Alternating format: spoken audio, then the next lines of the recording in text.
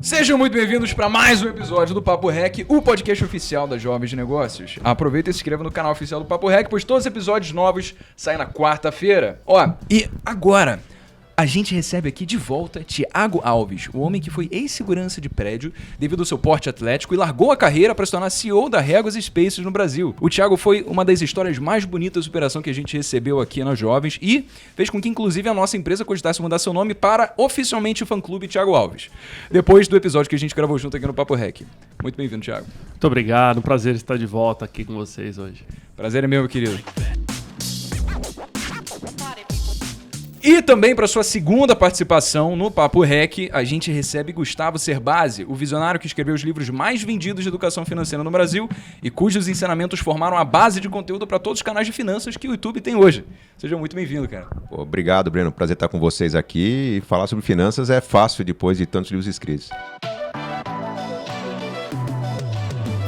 Ah, verdade, cara. Aqui, ó. Tá aqui vários aqui. Sei que tem mais ainda, né? Acho que tá faltando, inclusive. Eu escrevi 16. 12 dos 16 ainda estão rodando, publicados aí no mercado. Então tem bastante conteúdo. Então, olha só. O Thiago Alves e o Cerbasi, eles são ambos embaixadores de mobilidade sustentável da Audi no Brasil. E é justamente por isso que, para agregar ainda mais o papo, a gente recebeu também Johannes Roschek. É assim que se fala, cara? Roschek? Tá certíssimo. Obrigado, cara. Então eu tô treinando o meu... É alemão, né? É alemão. É alemão, então. Na verdade é uma mistura, tem várias outras coisas, mas em princípio é alemão. Johannes, com certeza. E para agregar ainda mais o papo, a gente recebe o Johannes, que ele é presidente e CEO da Audi no Brasil, com mais de 20 anos de experiência e sucesso no setor automotivo. E ele, na verdade, que se destaca pela sua boa aparência e impecável senso de estilo. Seja muito bem-vindo, Johannes. Opa, muito obrigado. É um prazer. Para mim é a primeira vez que estou aqui e realmente estou super orgulhoso de participar nesse programa. Ouvi muita coisa boa e estar aqui com os meus dois colegas aqui também é um prazer enorme. Não, é porque, na verdade, o maior PIB da sala aqui é com o nosso Renan Gonzalez, né? Que ele é formado em engenharia pelo Instituto Politécnico de Paris e foi conhecido por gerenciar o maior podcast de negócios do Brasil, o Papo Reg. Seja muito bem-vindo, Renan. Prazer. Obrigado pelo convite. Tamo junto, irmão. Então, Johannes, eu queria direcionar a primeira pergunta para você, meu amigo. A gente sabe como a transição para a utilização de carros elétricos no mundo está sendo algo inegável. Na Europa, eu estava vendo que 1/3 de todos os carros ele já tem algum componente elétrico. Por exemplo, ou eles são 100%, ou eles são híbridos, né? Só que no Brasil a gente vê que não é muito essa história ainda. Existem algumas barreiras. O que você acha que impede com que a gente consiga crescer nessa velocidade de carros elétricos como o resto do mundo? Bom, essa pergunta é muito boa porque a gente pode ver que tem várias diferenças também entre os mercados no mundo inteiro. Uma das diferenças principais também é a quantidade de veículos de luxo que tem aqui nas ruas. E essa eletrificação, principalmente na Europa e nos Estados Unidos, ela começa de cima para baixo. A tecnologia ainda é muito cara, mas até atingir os mercados de volume vai demorar ainda um pouco, até os custos de bateria, dos componentes novos dos veículos, caem um pouco. Então é um processo, mas o Brasil está indo muito bem.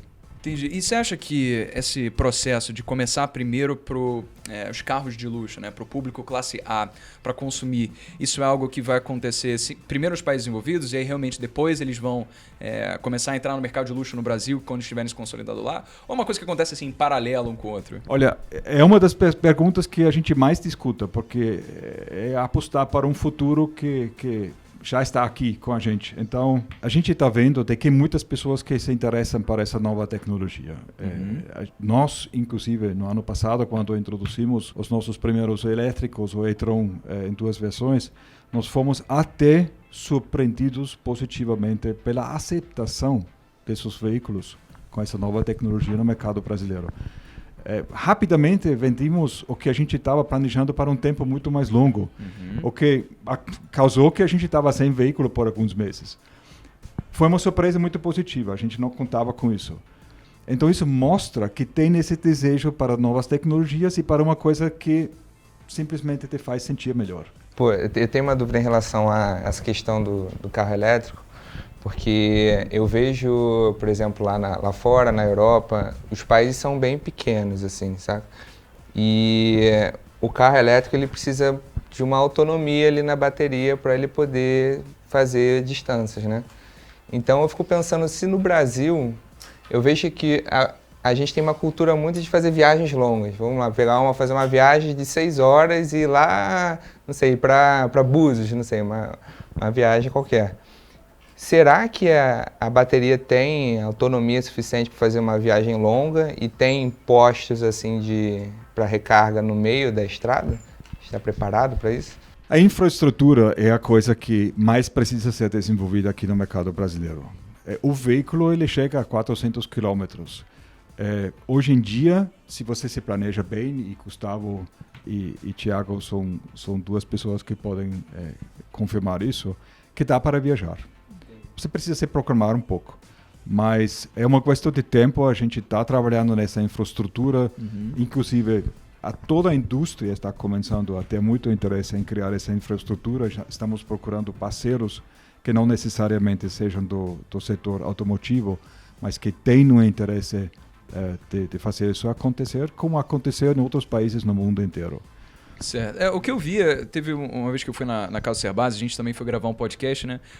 Aí eu cheguei e já tinha instalado lá o sistema de carregamento, né? Deve ser mais ou menos assim que se chama. Na verdade, é um sistema de carregamento que já vem com o Audi, já vem com o e-tron, e a concessionária Audi indica uma empresa especializada para colocar a infraestrutura de suporte para isso, a carga adequada, a tomada adequada. Entendi. Você compra um automóvel e aí ele instala automaticamente na sua casa ali, né? Exato.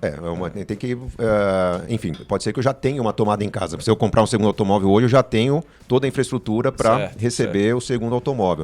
Como eu não tinha inicialmente, uma empresa foi fazer a visita para verificar a voltagem, capacidade, enfim, se eu tinha disjuntores adequados para suportar o carregamento, e aí foi feito o ajuste com toda a recomendação e suporte técnico da Audi. Deixa eu fazer uma pergunta boba. Tá? Assim, eu moro em apartamento hoje, né? Sim. E aí tem o estacionamento lá, mas eu falo, cara, eu ia ficar amarradão em poder ter um e-tron, um carro desse, assim. Como é que... Não tem tomada na garagem, sabe? Como é que eu poderia, sei lá, cumprir com isso aí? Novos condomínios já são, na cidade de São Paulo, já tem a obrigação de instalação de pelo menos um ponto de recarga. Nos condomínios mais antigos, como o que eu moro, por exemplo, eu apresentei ao conselho de gestão do condomínio a oportunidade de instalar tomadas na garagem, porque nós já temos 4 moradores com veículos ou 100% elétricos ou híbridos.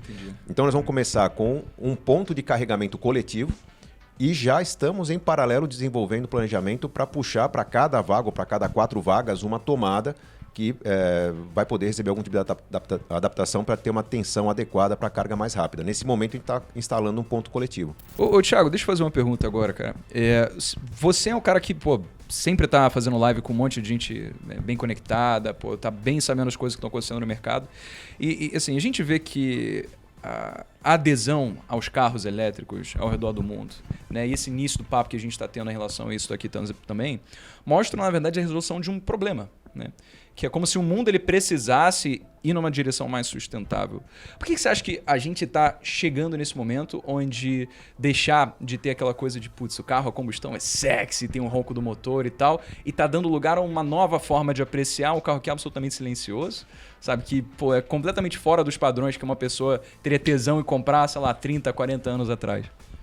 Olha, existe hoje uma preocupação muito grande do ambiente corporativo em realmente ter ações de sustentabilidade que sejam reais, não somente de PowerPoint ou de internet, né? Eu tenho, como você próprio disse, né, eu tenho um relacionamento B2B muito grande, né, de negócios com outros executivos, e eu sempre faço a pergunta para a pessoa, o que você, na pessoa física, no CPF, está fazendo para o meio ambiente? E geralmente a resposta é a mesma. Eu não uso copo de plástico, ou eu separo o meu lixo. Isso soa tão anos 90, né? Se você pensar bem. E as pessoas e as empresas precisam demonstrar o exemplo para poder implementar nas suas empresas uma consciência de sustentabilidade que realmente seja verdade. Então, por exemplo, eu sempre pergunto aos executivos, mas e o seu deslocamento no dia a dia? Você polui o meio ambiente e anda com combustível fóssil ou você está com deslocamento verde? E pode acreditar, 99% responde para mim, mas eu gosto de carro esportivo, de ronco do motor, etc e tal. Eu falei assim, você já andou num veículo elétrico? Você já andou no e-tron? Não. Então vamos fazer um experience aqui. Daqui uma semana a gente conversa.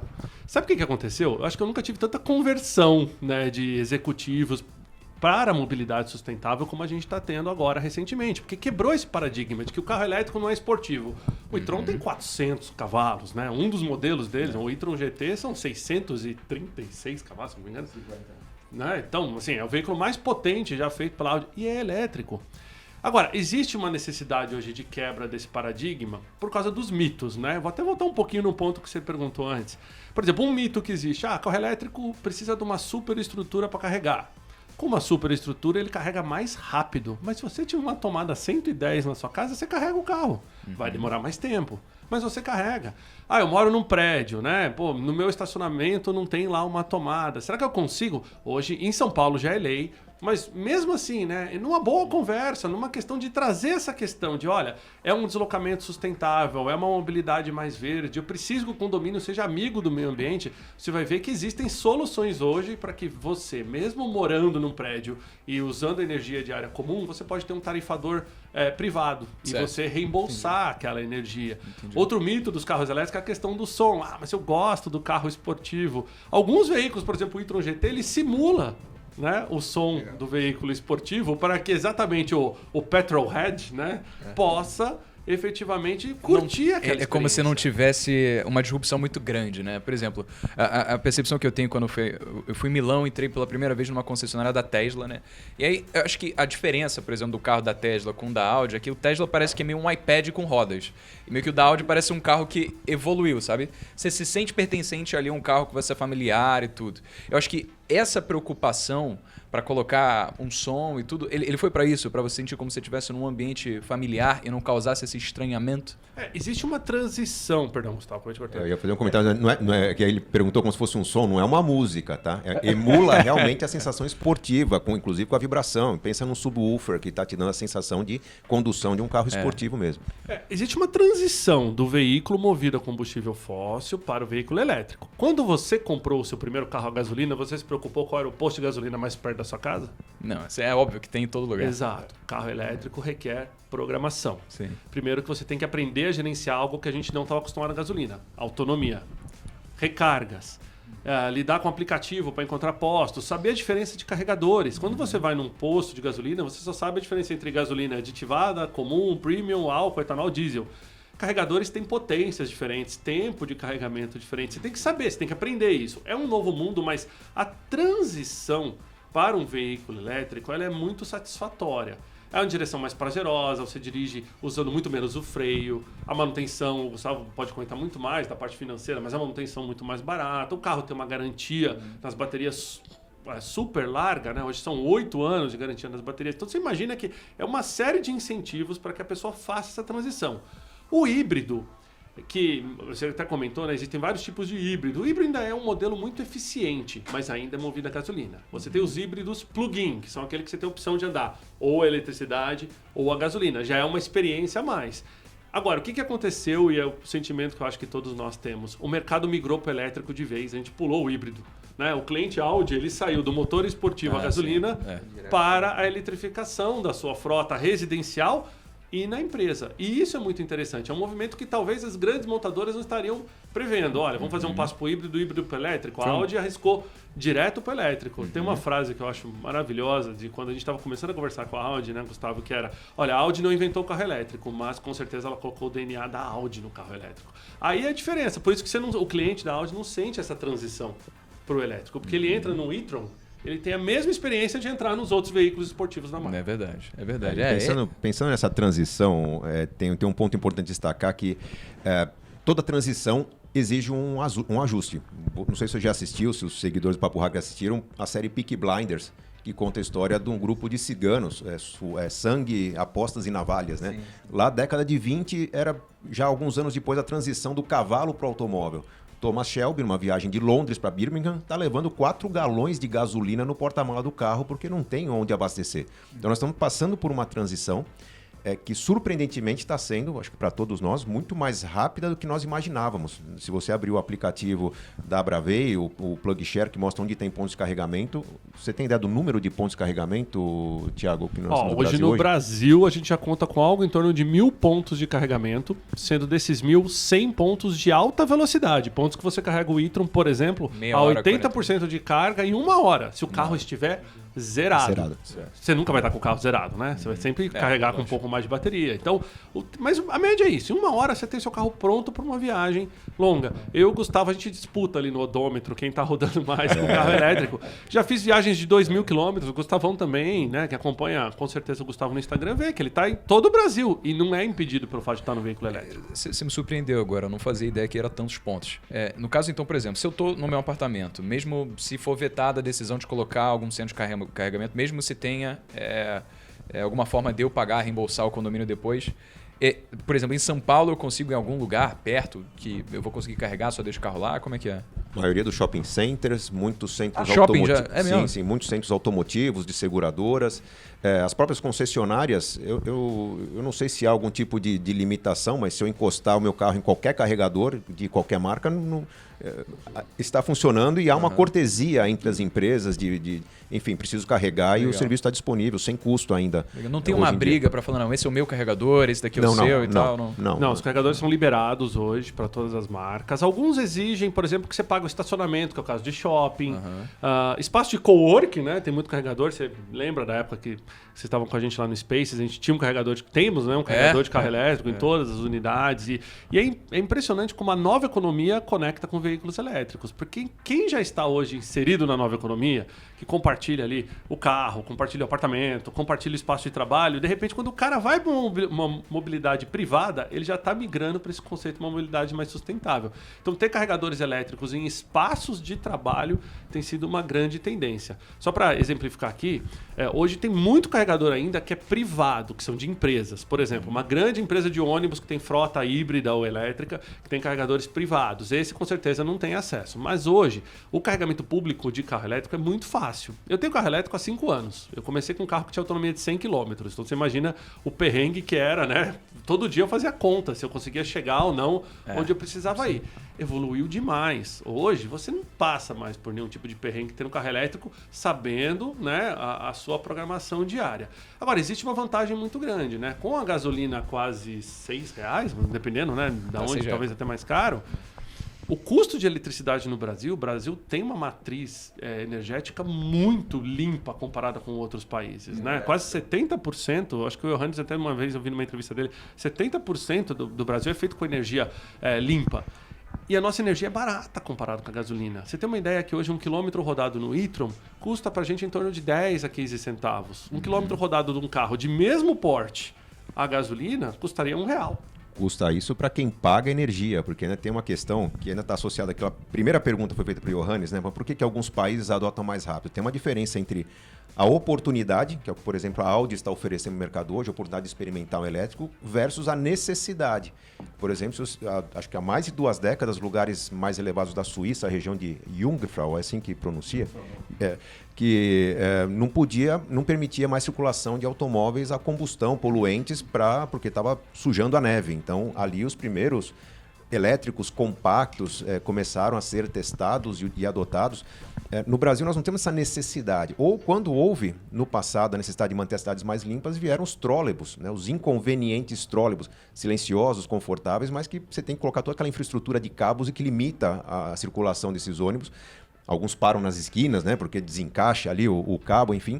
Mas empresas públicas e prefeituras não pagavam energia, não sei se pagam hoje. Então, os trólebus surgiram com uma necessidade para reduzir o custo do transporte nas cidades, quando toda a infraestrutura era pública. Acho que foi muito feliz o momento em que a Audi e outras empresas trouxeram carros elétricos para o Brasil, já em meio a uma pandemia em que as pessoas estavam se desurbanizando por causa do home office, e principalmente quem tem maior poder aquisitivo estava se mobilizando para regiões, casas de campo, por exemplo, que já tinham uma infraestrutura de geração fotovoltaica, como eu tenho na minha casa. Alguns anos atrás, instalada para reduzir o custo de uma área comum muito iluminada, aquecimento de piscina, enfim. E a gente percebe que com a geração própria de energia, o meu custo por quilômetro está para baixo da casa dos centavos, é irrisório, né? Eu posso dizer que os 15 mil quilômetros que eu rodei com o e-tron, não cheguei a gastar R$1.000 no consumo total de energia. E isso é legal também, porque existe um debate que, no caso de utilização de energia para abastecer carros elétricos, não necessariamente energia limpa, né? Mas falar a matriz energética brasileira, em sua maior parte é limpa e tal. Mas e no caso assim das termoelétricas, existe alguma conta que prova que você usar carro elétrico é realmente algo que vai beneficiar o meio ambiente e não ser mais ou menos você está transferindo da onde está vindo aquela energia, mas está consumindo combustível fóssil do mesmo jeito?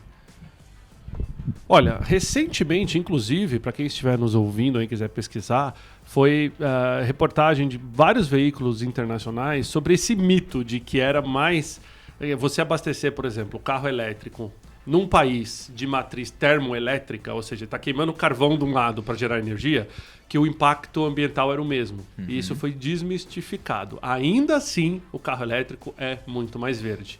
Num país como o Brasil, isso não existe, pelo menos não o debate na nem sua acontece, maioria, né? esse debate não acontece. Aqui realmente a nossa energia tem essa matriz energética mais limpa, o que acaba facilitando bastante que essa conta seja feita.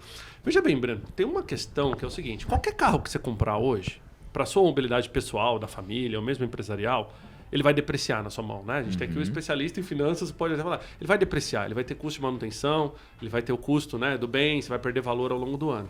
O veículo elétrico, ele tem a chance de se pagar, porque você consegue economizar tanto no deslocamento, tanto na manutenção e tanto em outros incentivos. Por exemplo, carro elétrico em alguns estados não paga IPVA, em alguns estados o IPVA é reduzido.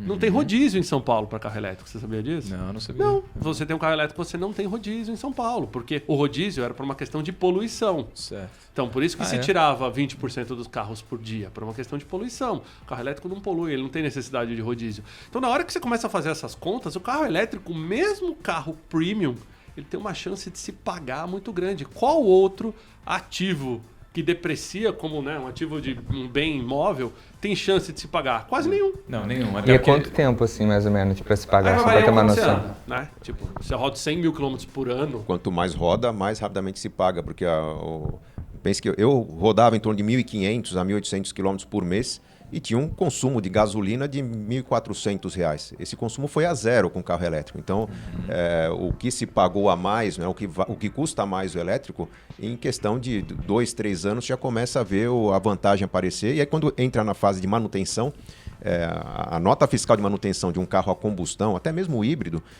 traz substituição de peças que não são substituídas no elétrico. O elétrico tem a substituição, eventualmente, você tem um uso robusto de amortecedores, você tem as peças de desgaste, mas todo aquele... A corrosão, aquele intestino, né, que é composto de óleo, escapamento, não existe no carro elétrico. Aproveitando em manutenção, como é que é o sistema assim, de manutenção caso alguém que tenha um carro elétrico hoje precise trocar alguma peça, que é fácil de encontrar, como é que é o custo? Porque eu acho que quando você compra um carro, vai ter esse custo de manutenção. Como é que funciona hoje assim no Brasil? Johannes, acho que você é fácil de encontrar, Johannes? Porque... Quebrou uma peça do e-tron lá, como é que eu faço? Bom, a gente precisa desmistificar algumas coisas. Quando as pessoas têm medo da bateria, todo mundo sabe que a bateria é a peça mais cara de um veículo elétrico.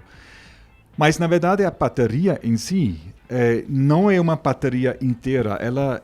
Ela consiste em várias células. Então, um e-tron, a gente tem um pouco mais que 30 células individuais dentro desse conjunto da bateria inteira. Então, se tivesse um problema de uma dessas células, a gente simplesmente troca a célula e não troca a bateria. Por isso a gente pode dar tranquilamente uma garantia de 8 anos na bateria, não nas células. Então, qualquer coisa, a gente já tem, eu diria que no mercado agora temos mais ou menos uns 300 veículos rodando. Até agora, zero. Nenhuma célula que a gente tinha que trocar. Eu, para ser sincero, eu acho isso excelente. Animal, pô, claro, com certeza.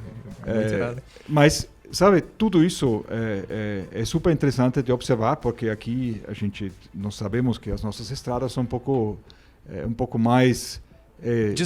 Desafiadoras, exatamente.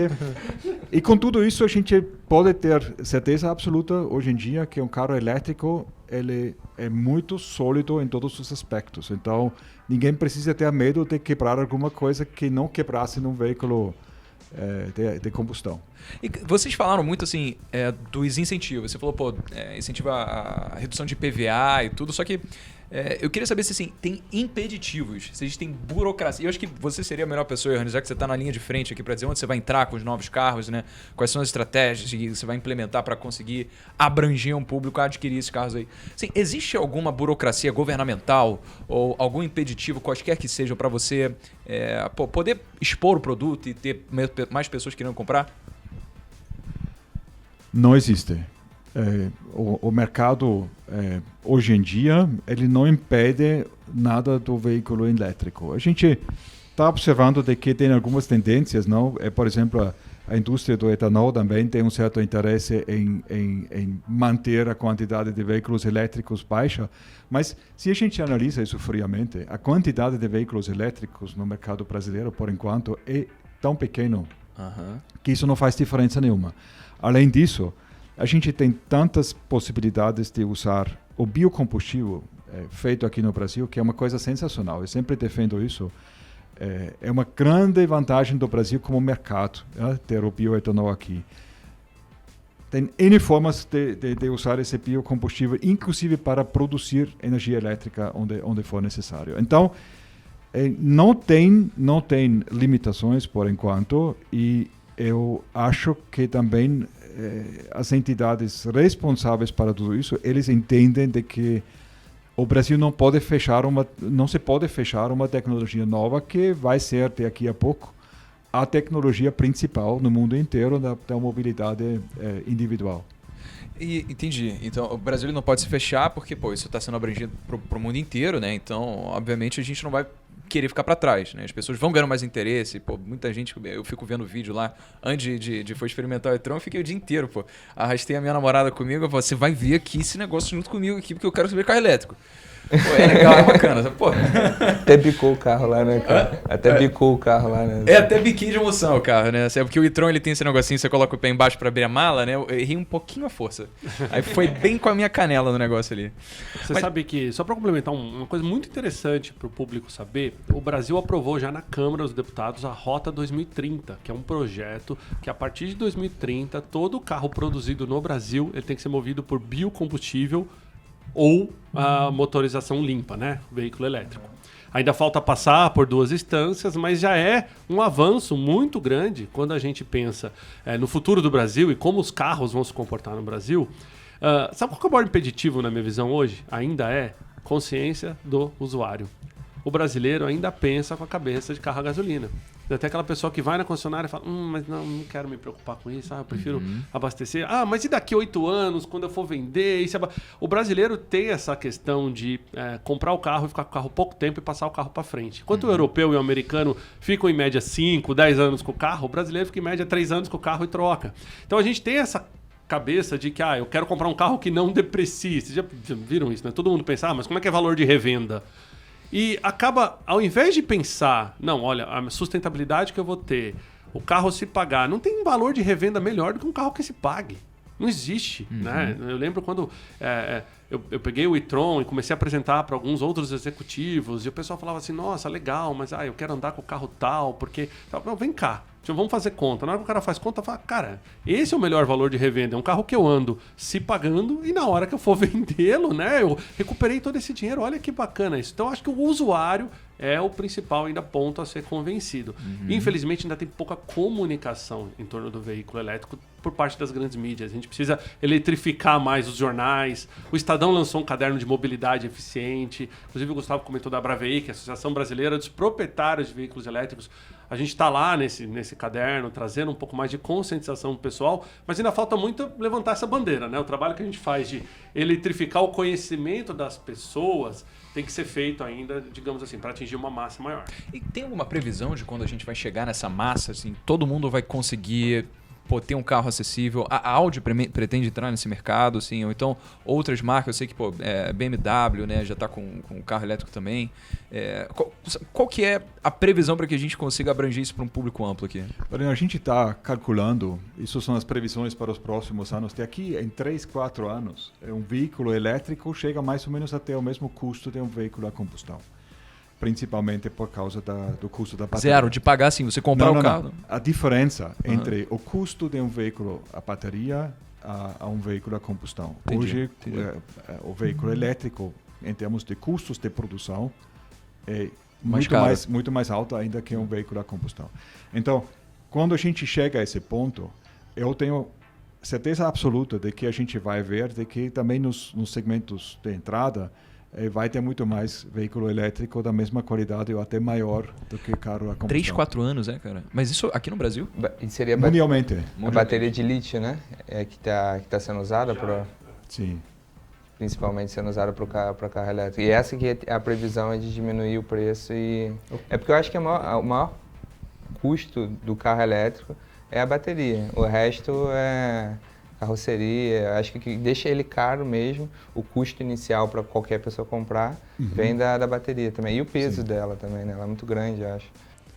Bom, isso vai mudar ao longo do tempo, não? A gente está trabalhando com novas tecnologias também para a bateria, mas isso não vai acontecer tão rapidamente. Isso são projetos para os próximos 5, 6, 7, 8 anos, mas isso não vai parar. A gente viu muita evolução dos veículos, dos motores a combustão nos últimos anos, não? Também devido à redução de CO2. Então, a hibridificação dos veículos, a eletrificação dos veículos a combustão, tudo isso aumentou também dramaticamente o custo de um veículo a combustão, mas também reduziu muito as emissões de CO2.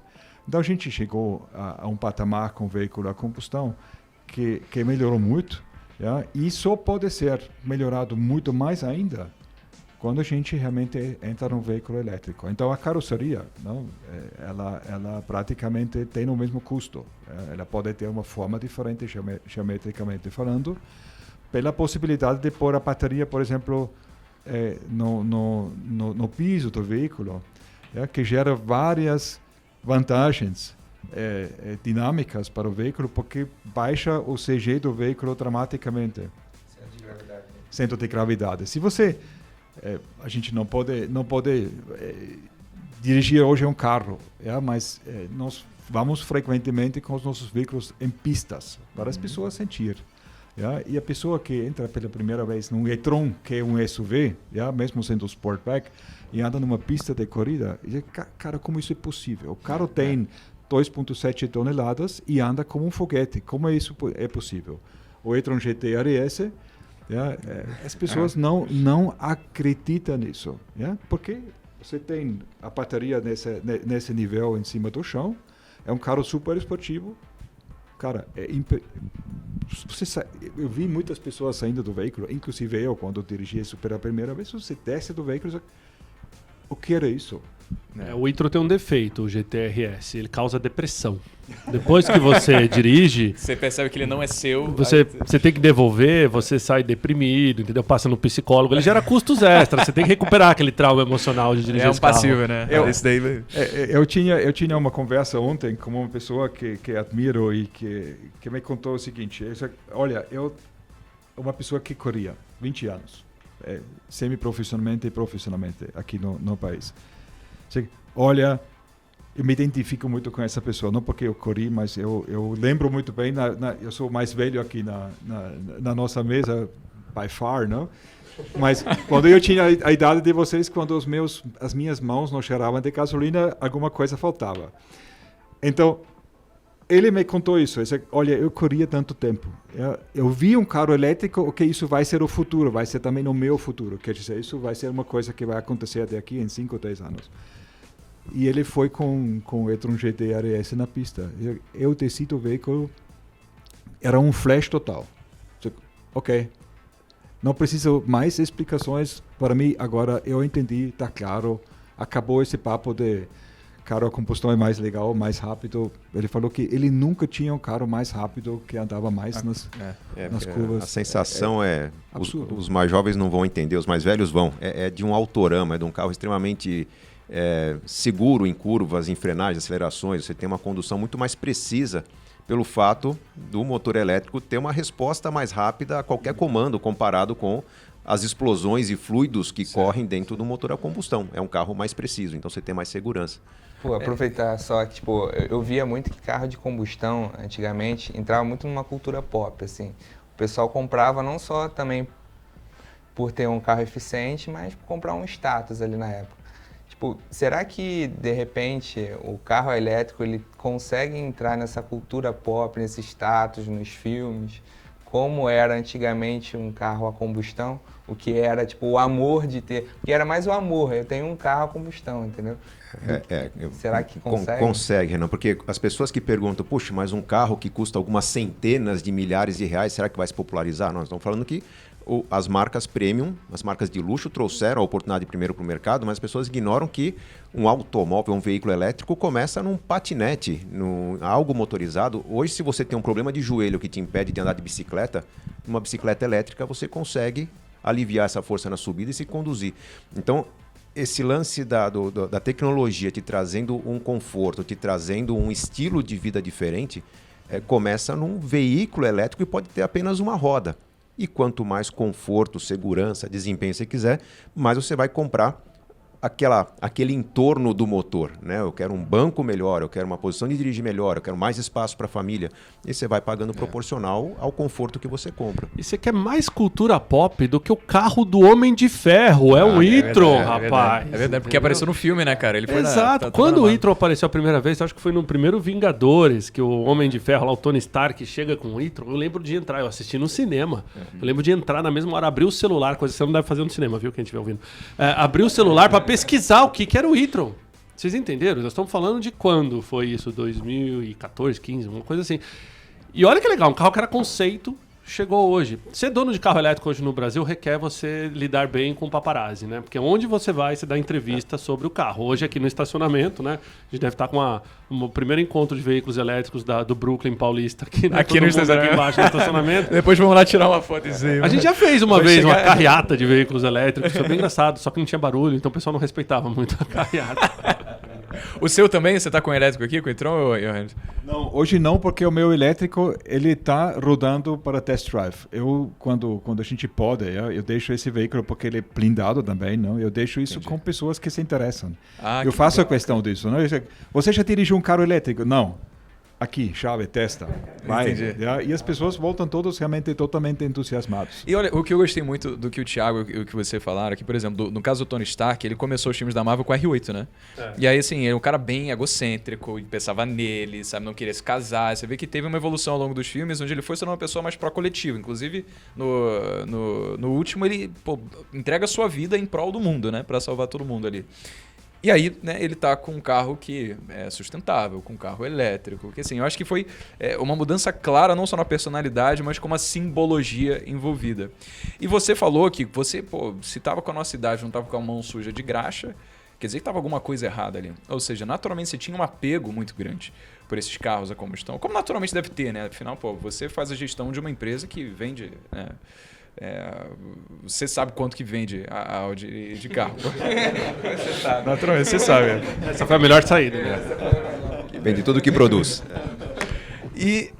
Só que a concepção que a gente tem é completamente diferente. Acho que a molecada agora da minha idade, por exemplo, vê um carro elétrico e já tem essa coisa de cultura pop aí, sabe? Eu acho que é mais legal você chegar com um carro novo, elétrico, do que, por exemplo, com, sabe, tipo, mais um carro esportivo, mais um Porsche, mais um, sabe? E eu queria saber, assim, isso faz parte da visão da Audi? Em algum momento, assim, acabar completamente com carros movidos a combustão e deixar somente os elétricos regerem o espaço? Bom, isso foi já anunciado publicamente. A partir de... a gente vai lançar o último veículo a combustão até 2025. O resto... 2025 agora? Sim. Acabou a combustão da Audi? Não. A gente produz, quer dizer, a gente vai lançar o último veículo 2025, a partir de 2033 a gente não produz mais veículos a combustão. Legal. Entendi. Então, essa é a nossa visão, essa foi o nosso Polo Norte agora para os próximos anos. É uma decisão firme, clara, e quando a gente olha tudo que vem agora nos próximos anos de veículos, vai ser uma festa de carro elétrico, com uma esportividade que a gente... Tem, o veículo elétrico em si, não? Ele e as pessoas, o nosso designer, que é responsável para todos os veículos novos, ele fala isso frequentemente com uma paixão enorme de que ele tem muito mais liberdade no design do veículo. Não sei se vocês viram, talvez, Os Kais 4, esse novo modelo que foi apresentado aqui como um design em Pebble Beach, nos Estados Unidos, na Califórnia agora. Então, são visões e são possibilidades que a gente tem para um veículo elétrico que fogem um pouco dos padrões do passado, dos convencionais. A gente não quer assustar a ninguém, mas tem tantas coisas que a gente pode fazer com carro elétrico que ninguém precisa ter medo de forma nenhuma do futuro, porque vai ser sensacional. Que brilha nos meus olhos quando vejo essas novas ícones que vêm para os próximos anos, que são veículos 100% eletrificados. Então, tem uma gama de veículos novos que vem, que o mundo nem sabe que existem essas possibilidades. É verdade, cara. Não, só para complementar uma coisa que eu acho que é bem interessante, o Johannes falou, por exemplo, o Audi dele é blindado. E você sabe que o veículo elétrico, essa é uma jabuticaba brasileira, né? Devido à insegurança pública que nós temos, né? O mercado premium é um mercado de veículo blindado hoje, né? E por incrível que pareça, a blindagem para o carro elétrico, ela não é nem amiga nem inimiga do carro elétrico, porque ele usa o próprio peso da blindagem a favor do carro elétrico quando faz a regeneração da energia. Então, se você está numa descida com um carro elétrico blindado, ele vai recuperar mais energia do que o mesmo carro elétrico sem ser blindado. Então, aquilo que ele vai gastar um pouquinho a mais na subida, ele compensa na descida, na recuperação. E olha que interessante, né?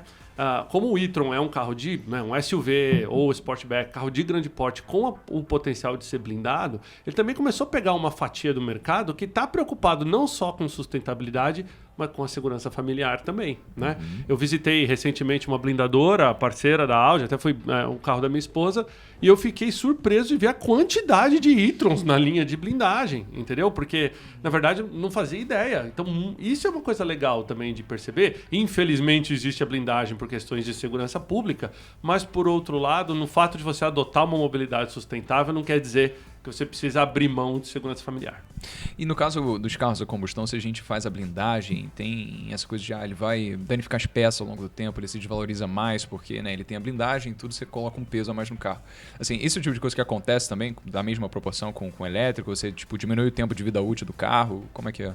Que eu saiba, não, até porque, como o próprio Johannes disse, um carro que pesa 2,7 toneladas, você adiciona 200 kg de blindagem, não é nada para o amortecedor do carro. Os e-trons têm a suspensão toda eletrônica, ela corrige peso extra e tudo mais, equivale a 4 passageiros no carro, se você pensar bem. Não é? As blindagens modernas, né? Não é mais um issue, né? E como não tem motor a combustão, não tem toda essa quantidade de peças. Uma vez eu fiz um estudo que é bem legal. Um carro elétrico gasta 300 peças a menos que um carro a gasolina. 300. Ponto. Se você desmontar os dois carros e botar assim, são 300 peças a menos. Isso já é menos coisa para quebrar, né? Sem dúvida. Eu que sou engenheiro de formação, o Johannes também, né? A gente sabe que quanto mais peça, mais chance de quebrar, né? A teoria da...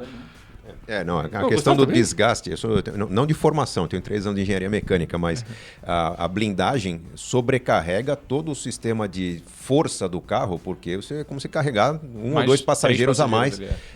E como o motor elétrico não tem atrito entre as peças, é um motor elétrico de indução.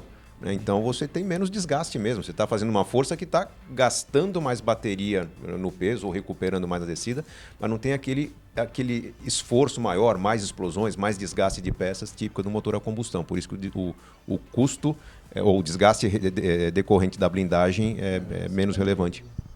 E, olha, a gente separou algumas perguntas aqui de pessoas da nossa área de membros. Eu já vou entrar nelas, mas eu tenho uma última para fazer. Eu deixo livre para vocês responderem da forma como vocês acharem melhor dessa daqui, tá? A gente, como falou ao longo do podcast, está numa velocidade de transição incrível. A gente está aderindo mais à utilização de carros elétricos. O mundo inteiro está criando esse padrão. Mas o que eu queria saber é, a velocidade com que isso está acontecendo é suficiente para que o mundo precisa? Porque a gente passou, né, por 2 centenas, basicamente, né, emitindo poluentes ali com os gases combustíveis fósseis, e a gente sabe que é uma transição, não é uma coisa que acontece da noite para o dia. Será que, por mais que o mercado já esteja direcionado a trazer carros elétricos, será que a velocidade com que isso está acontecendo é suficiente para que a gente consiga salvar o que a gente tem que salvar? Quanto tempo temos disponível para discutir isso? é uma pergunta até filosófica. Eu acho que a gente precisa partir do ponto em que todos nós já entendemos que nós precisamos mudar. ok? Que a gente não consegue simplesmente seguir sem refletir se isso é o caminho certo ou não. Já sabemos de que a gente precisa mudar no mundo inteiro. Agora, a velocidade com que isso acontece é diferente também país a país, situação a situação. A gente precisa entender friamente que a mobilidade individual, em tudo que a gente discuta em CO2, ela faz uma parte muito pequena. Então, muitas pessoas usam isso para dizer, olha, não é necessário mudar o meu carro porque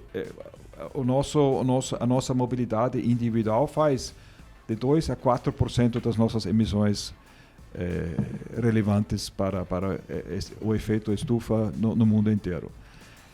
Mas a gente sabe da nossa história, na história de outros países, que você faz uma pequena mudança na tua vida individual e as pessoas começam a pensar, a refletir.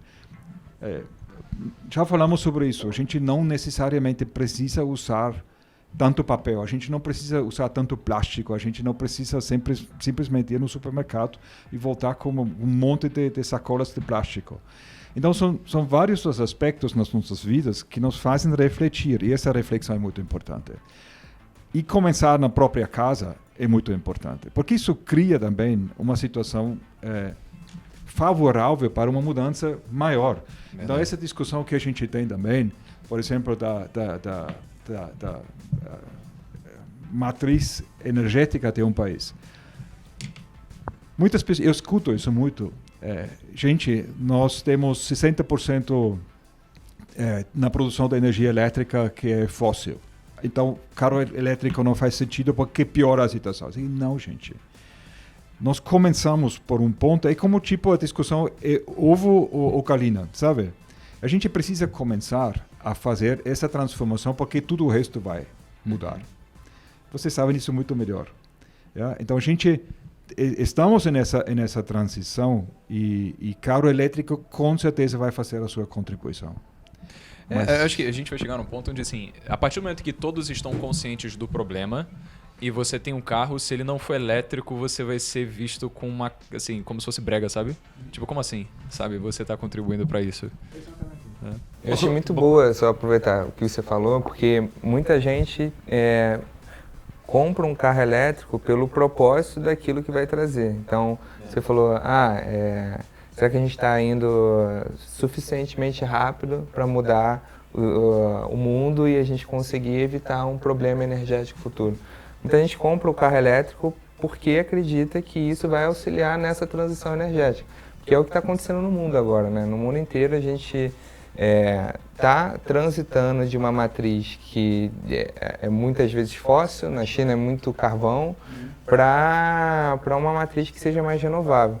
E aí eu acredito que o propósito de você mudar de um combustível fóssil para um combustível elétrico auxilia nesse rumo do mundo para a transição energética. Então é um propósito muito bonito de comprar um carro elétrico e sentir que está auxiliando nessa transição você só. Não precisa ser um governo para estar mudando ali a matriz energética. Posso bagunçar a cabeça de vocês e da nossa audiência? Se você tiver um carro econômico hoje, rodar 100 km por dia, tá? Vamos falar igual o Gustavo, por exemplo, sei lá, commuting, né? O americano usa muito esse termo. Roda 50 km para trabalhar e 50 para voltar. Com um carro que faz 10 km por litro, você vai precisar plantar 46 árvores na Mata Atlântica para compensar a sua emissão de CO2 deste carro por ano. Por ano. Então, imagina... plantar mais árvore. Imagina quando a gente tiver eletrificação em massa, o benefício para o meio ambiente. Se for um carro grande, um carro médio, fazendo 5 km por litro, né? Não estou nem olhando o custo da gasolina, tá, gente? Estou olhando só a emissão. Ele vai emitir 12 toneladas de CO2 por ano com essa quilometragem. Você precisa plantar 93 árvores. Então, assim, deixou de ser sobre se é descolado, se é bacana, é necessário. Né? Se a gente não fizer isso como ser humano, como raça, né? A gente não vai sobreviver. Então, a humanidade tem um caminho, que é a eletrificação da sua mobilidade, seja ela em grupo, transporte. A gente tem o metrô de São Paulo, é super eficiente, gente, né? Assim como várias outras capitais no mundo, a gente tem linhas, já temos vários ônibus elétricos, a gente tem visto o movimento de várias seguradoras com guinchos elétricos, que é legal. Tem que começar por um lado, mas a eletrificação é um caminho sem volta e ele é necessário, porque enquanto a gente não tiver isso aqui, a gente continua gerando causas, efeito estufa. Vocês viram notícias recentes de que em 2 anos a Terra vai estar 1,5 grau mais quente, né? Daqui 2 anos, gente, não é? E, tipo, é 1 grau que faz diferença pra caramba, já derrete geleira pra caramba. Assim, a gente não tem a percepção, né, do quanto pouquinho faz. E tem um aspecto que todos estão, nesse senso de urgência, fazendo o que está a seu alcance para contribuir para essa alteração climática. Então, existem algumas objeções do tipo, mas a produção da bateria não é totalmente limpa, ela é poluente. Poxa, mas a bateria de hoje ela é infinitamente menos poluente que a bateria de 20 anos atrás. E a de daqui 10 anos será muito menos poluente, porque a tecnologia está evoluindo. A produção dos automóveis é a mesma coisa. Comenta-se muito da matriz energética. Os governos estão mobilizados. O Brasil tem a qualidade de matriz limpa, mas Europa intensamente preocupada, não consegue ter a mesma produção fotovoltaica que nós temos no Brasil, a insolação é menor, mas o investimento em energia eólica é muito elevado. Então, dentro do que está ao alcance de cada um, todos estão mobilizados e buscando a sua contribuição, que seja, se eu posso reduzir 1% da minha pegada de carbono, eu estou me somando a milhões de pessoas que estão fazendo a mesma coisa, milhares de governos, e nós estamos migrando para um mundo melhor, mais consciente. Não é só porque é legal, porque é bacana, porque a contribuição realmente tende a surtir efeito muito mais rapidamente se todos agem em conjunto. Só para ilustrar isso, tem um acordo entre nações, o Acordo de Paris, que é o objetivo da gente atingir um limite máximo de aumento de temperatura global, né, para evitar um problema catastrófico que no final quem vai se afetar mais são os países mais pobres. Sim. Então, 1,5 grau não parece muita coisa, mas na temperatura média é muita coisa. E se a gente descer um pouquinho, sei lá, uns 5 graus em média, estava na era glacial. Então, dá para ter uma noção de quanto que é um aumento grande. E se a gente não, sei lá, cada país auxiliar e cada país cumprir com o que está no acordo, acaba que a gente entra num problema em que a gente vai crescer muito a temperatura global média e ter problemas mundiais, assim. E Renanzinho, o legal de fazer o gancho com o que você falou foi um membro chamado Arthur Boechat. Ele fez uma pergunta muito boa sobre estagnação da indústria por possíveis conflitos de antigos interesses, né, da indústria automobilística. Ele perguntou o seguinte: para construir um carro elétrico, né, justamente como vocês falaram, tem menos peças e tudo, a produção é menor do que o convencional. Seria esse um problema? Afinal de contas, se temos menos produção envolvida, menos componentes, significa menor trabalho envolvido, consequentemente menos empregos. Segundo o Instituto Fraunhofer, na Alemanha, cerca de 12% dos empregos dessa indústria de fabricação irão sumir, e já considerando as novas funções que irão aparecer, como o avanço da produção de carros elétricos pode vir a ser bom economicamente para um país? Você quer responder, Ioannis? Bom, estamos em uma fase de ter uma transformação, então não é uma coisa que acontece de um dia para o outro. Não? Então a gente está, por exemplo, no grupo Volkswagen, nós estamos recrutando muitas pessoas para toda a parte de software. A gente tem uma necessidade de milhares de pessoas para desenvolver o que, na verdade, vai ser um computador em cima de rodas no futuro, muito menos que um carro mecânico como a gente tinha isso no passado. Então a gente vai ver também em tudo que a gente faz da produção clássica, trabalhando com solda e trabalhando com metais, a gente vai ver uma migração para outras coisas, para outro tipo de negócio. Outro tipo de negócio também em termos de serviços para o cliente. Então, isso é um processo para os próximos 10, 15 anos, e não é uma coisa que acontece de um dia para o outro. Então, eu sei que as pessoas se preocupam com isso. Nós internamente, nós temos um planejamento muito transparente, muito claro, e a gente não comparte essa preocupação, porque você vai ter sempre um turnover de pessoas, as pessoas que trabalharam muitos anos na produção clássica, vocês têm sempre pessoas que estão se aposentando, e você coloca pessoas jovens para a área de software para manter mais ou menos o mesmo nível. Isso Você não vai tira mudar. algumas funcionalidades e coloca pessoas para as novas que vão surgindo. Então, Exatamente. É como reciclagem natural do mercado. exatamente. É uma evolução, não vai ser uma revolução. Tem um artigo que eu escrevi por volta de 2006. Se alguém der um Google, vai encontrar o texto. Se chama O Custo Brasil Indireto, em que eu faço a comparação de um serviço simples como tapar buraco numa rua, em que você vê um serviço que tem alguém que dirige um caminhão, tem alguém que opera uma pá para jogar o piche lá de cima, a pedra lá de cima, outro que alisa, outro que queima, outro que confere, outro que está com a planilha, enfim, 10, 15 pessoas fazendo um serviço, que em outros países é um serviço feito por uma pessoa que dirige a caminhonete, que tem a maquita, o gabarito para medir o tamanho do buraco, recortar, desce com um robozinho uma peça ali do porta-malas. Um serviço não é necessariamente mais barato do que o outro, porque a quantidade de pessoas que estão recebendo para fazer aquele serviço que o outro faz de forma automatizada acaba custando a mesma coisa. Só que esse serviço automatizado tem por trás dele a indústria da robotização, da manutenção de máquinas, um veículo melhor. Então você tem toda uma cadeia associada àquele serviço mais eficiente que também é remunerada. A questão é, com mais conhecimento eu faço produtos e serviços melhores. Com conhecimento e educação rasa, eu vou convidar as pessoas para um trabalho braçal. A indústria eletrificada chama as pessoas para um trabalho mais qualificado. E isso tende a aumentar a renda, o consumo, o PIB. Então, o benefício, eu vejo como um benefício muito maior do que manter a indústria como está, desde que haja em paralelo também uma evolução da escola técnica, da formação das pessoas qualificadas para dar conta dessa indústria do serviço que parece feito por uma pessoa, mas tem um monte de gente por trás para trazer aquele equipamento todo. E a evolução de todas as áreas, né? Essa pergunta, se tivesse sentado aqui o Johannes como presidente do banco, ele ia responder a mesma coisa. Vai investir em ter mais pessoas na agência ou no canal digital do banco? Né? Então, eu acho que isso está acontecendo com todos os mercados, todos os negócios. A pandemia talvez até acelerou a necessidade de digitalização de algumas funções. É lógico, a indústria de carro é a maior indústria do mundo. Não sei se vocês têm essa noção. A maior indústria em termos de... Se somasse o PIB que a indústria de carro movimenta em todos os países, é a maior indústria do mundo. É lógico que qualquer movimento em torno dela vai ser mais sentido, né? Ele vai ser mais próximo aí de imprensa e tudo mais. Mas vou te falar, uma pessoa que fez 2 cursos técnicos, sem entregar a idade aqui, lá nos anos 90, de mecânica, onde a gente fazia aula de motor diesel, desmontava motor diesel para aprender como é que funciona o motor diesel, quando eu vejo essa transformação, eu olho para os meus 2 filhos pequenos e falo, cara, eles não vão ter essa oportunidade de fazer isso, porque já não vai ser mais a demanda. Então, está sendo interessante ver esse movimento, porque a gente vai ter que pegar esses jovens que estão vindo agora e tudo e começar a olhar para eles de maneira diferente. Né? Porque boa parte da indústria está mudando. Lembra quando a gente comprava um celular que durava a bateria 7 dias na semana? Isso era o que vendia o celular. Hoje em dia, se você tiver que carregar o seu celular 3 vezes por dia, você não liga. Já entrou no teu consciente que a bateria do celular vai durar mais ou menos de acordo com o teu uso e que você vai ter que carregar durante o dia. Acabou. Se eu falasse isso 20 anos atrás, porque ia comprar um celular banda A ainda, né?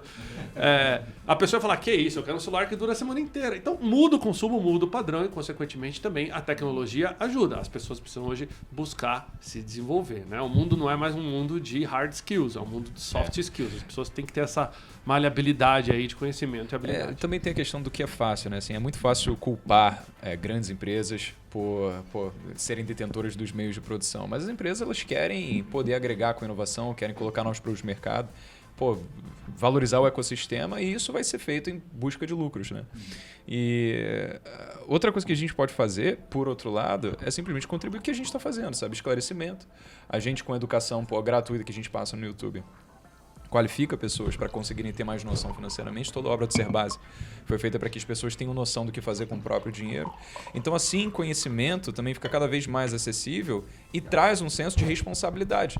No sentido de, se eu não tenho conhecimento para entrar numa indústria, conseguir ser empregado, para conseguir trabalhar na Audi, contribuir para esse ecossistema, é porque eu ainda não fui atrás do conhecimento que vai me qualificar para isso. Então, é uma migração, sabe? É evitar o sentimento de terceirização da culpa, de que é culpa das grandes empresas, e trazer isso para si.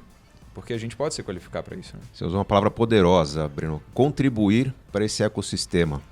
Eu, como embaixador da Audi, recebo muitos contatos tipo, Gustavo, você consegue mandar meu currículo para a Audi ver se tem emprego para mim?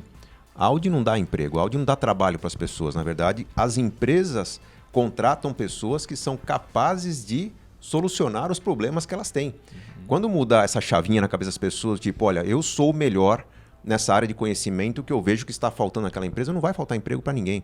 As pessoas estão procurando trabalho e as empresas, na verdade, dá muito trabalho para as empresas ocupar pessoas para, em busca de um salário, ter um tempo ali de funções sendo exercidas de forma muito automatizada.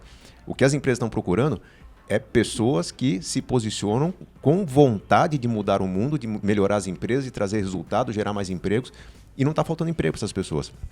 Está faltando, na verdade, mudança nessa chavinha na cabeça de todo mundo que está procurando um emprego. Bom, agora a gente vai pro momento Papo Rec, que é basicamente assim, a gente colocou algumas perguntinhas, só que elas têm uma condição. Elas só podem ser respondidas no máximo 1 minuto, idealmente por uma frase.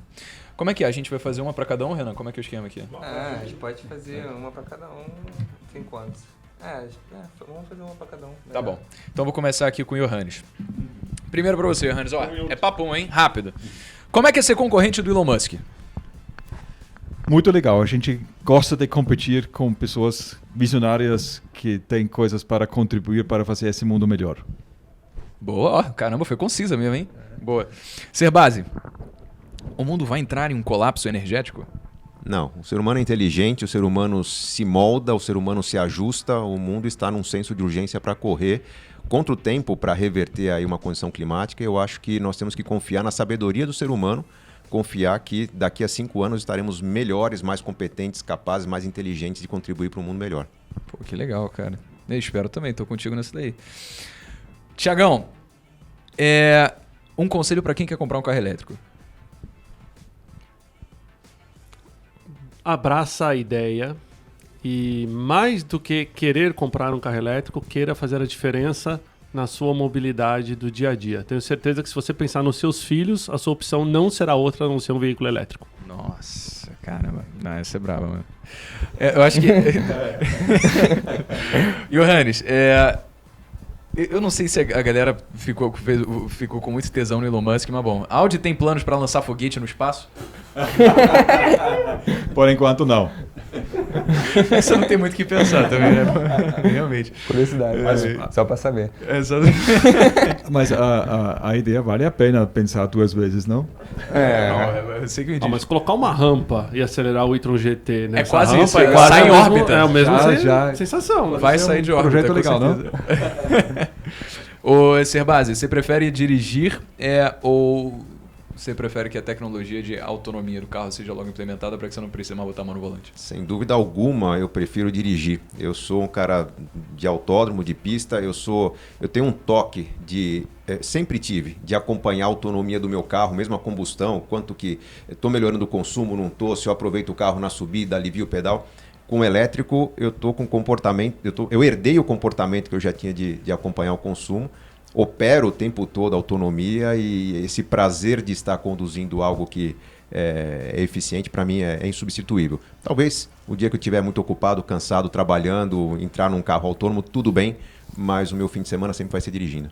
Pô, deixa eu fazer um detour rapidinho então. Vai chegar no momento onde a gente... É porque hoje eu acho que você precisa colocar a mão no volante a cada 10 segundos, né? Se você dá ali se você bota no modo autônomo. Não é? Vai chegar um momento onde você vai poder só... Coloca aqui o tapa-olho, bota aqui pra trás, deixa. Quando você chegou, cheguei aqui no meu destino. Vai acontecer isso daí? É questão da tecnologia adequada, né? Na Alemanha já tem estradas que carregam os caminhões em movimento. Se você tem os sensores adequados na pista, o carro vai andar sozinho, né? É só uma questão de tempo. Os veículos, isso já existe em alguns lugares do mundo. Não existe ainda o nível 2, quer dizer, o nível 3, desculpa. Tudo que a gente tem hoje é nível 2. 2 significa que o piloto precisa estar presente o tempo todo. Ele não pode fechar os olhos. Ele não pode mandar mensagens no celular, por lei. Ok? Tudo que a gente tem hoje é nível 2. Nível 3, você entrega a responsabilidade ao veículo.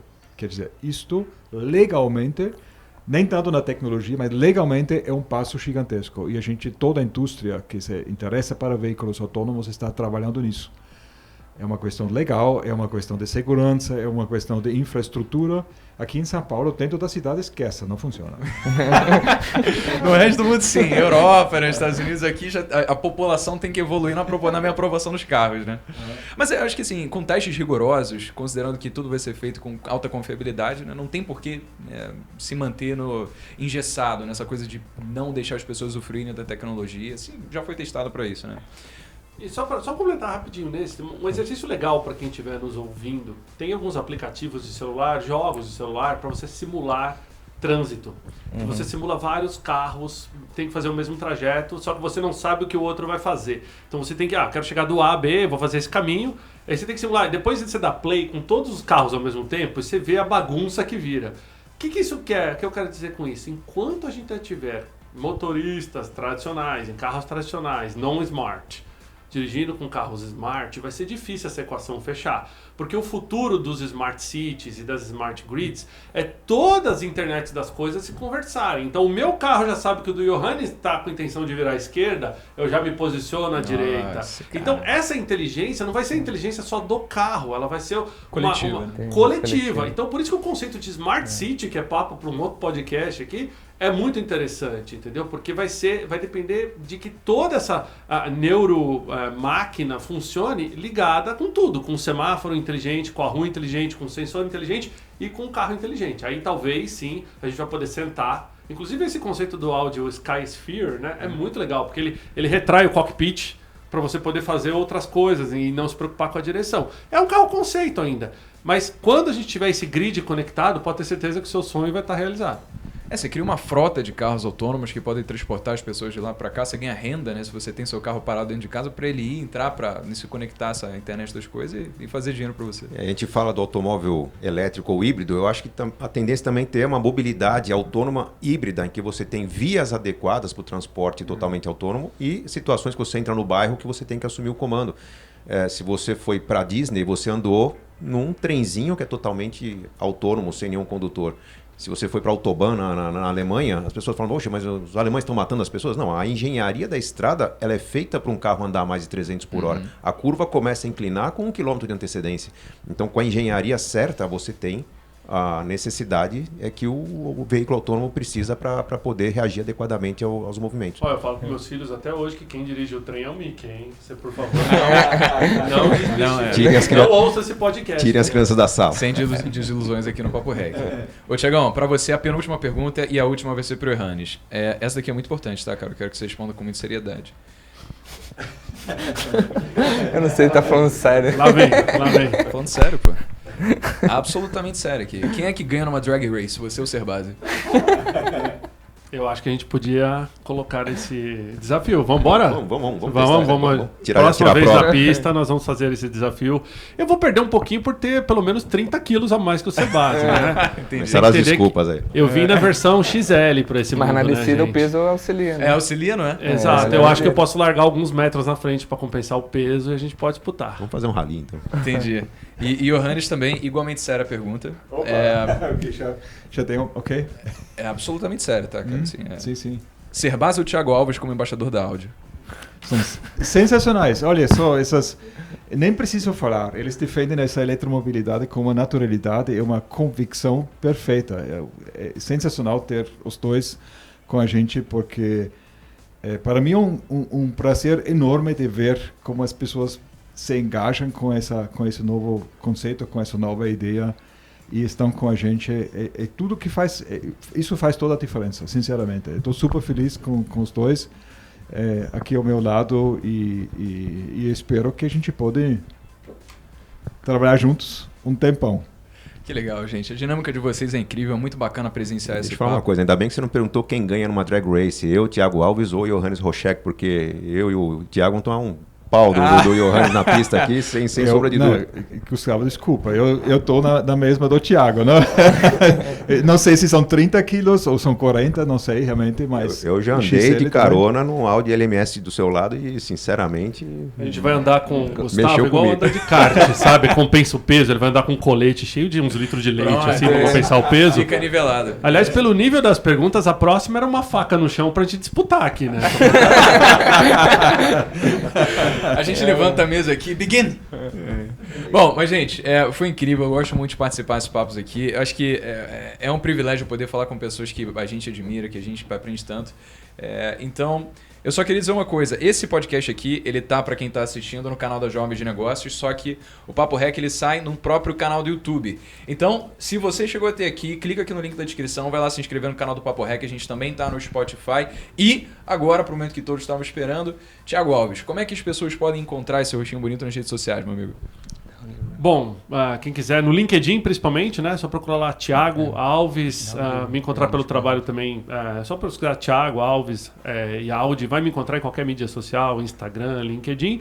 Deixa aberto o canal aí, quem quiser ouvir um pouquinho mais sobre mobilidade corporativa, mobilidade urbana. A gente não falou muito aqui de micromobilidade, mas também é uma tendência muito grande. Aberto aí para discussão e obrigado mais uma vez pelo convite. Imagina, mano. Grande Sebase? Bom, nas redes sociais, meu principal canal é Instagram, onde eu posto sobre meu conteúdo de finanças pessoais, de mobilidade sustentável, um pouco da minha vida pessoal também. Então, o canal Gustavo Cerbasi no Instagram. Estou no YouTube, estou no Facebook também, mas o canal que eu interajo mais é o Instagram. Nas livrarias, né? Nas livrarias você encontra livros formato físico, formato digital. No Brasil, em boa parte do mundo, nem todos os lugares estão vendendo livro fora do Brasil, mas enfim, tem a bibliografia completa. E no meu canal do YouTube tem um vídeo lá, a ordem recomendada de leitura, para quem fala, qual que eu começo? Isso é legal, legal. Então, porque depois você faz, né, 429 livros, é bom que as pessoas saibam por onde começar, né? Não ficar muito... em respeito ao leitor, os livros não se sobrepõem, tem uma ordem recomendada mesmo. Legal, legal. E, meu amigo Johannes, como é que as pessoas podem acompanhar você, meu amigo? Bom, eu estou postando em LinkedIn sobre todas as novidades, principalmente, pouca coisa também no Instagram, mas a mídia principal é LinkedIn. Legal, eu gostei da forma como você fala LinkedIn. Desculpem, eu me acostumo com muita coisa aqui, eu adoro o Brasil, adoro as pessoas, mas com algumas coisas eu não consigo me enquadrar. Então eu preciso manter alguns hábitos, porque senão eu volto para a Europa e tudo bem. Como esse cara está falando? Bom, você queria dizer alguma coisa? Não, vamos dar de presente para eles seu livro. Cada um daqui vai levar o que o senhor ensina. O Sebastião já tem, né? Já ele, tem. inclusive, tá aqui no endosso do livro. Já tem distribuição na família lá. A molecada tá lendo também. Estamos lendo em família o seu livro, porque ele precisa ser debatido. Pais, filhos, quem está construindo carreira, sensacional. Então, eu parabéns. deixo o convite, Serbasi, para a gente fazer uma live posteriormente falando do conteúdo. Caso você veja que tem alguma transformação dos seus filhos ou alguma coisa no sentido, vou adorar saber. Sem dúvida. Bom, meus amigos, foi um prazer enorme despender esse tempo convosco. Clica no link aqui embaixo, de todo mundo vai estar aqui para você conseguir acessar com facilidade. Se inscreve no canal do Papo Rec também aqui no YouTube e no Spotify. E até o próximo Papo Rec. Valeu!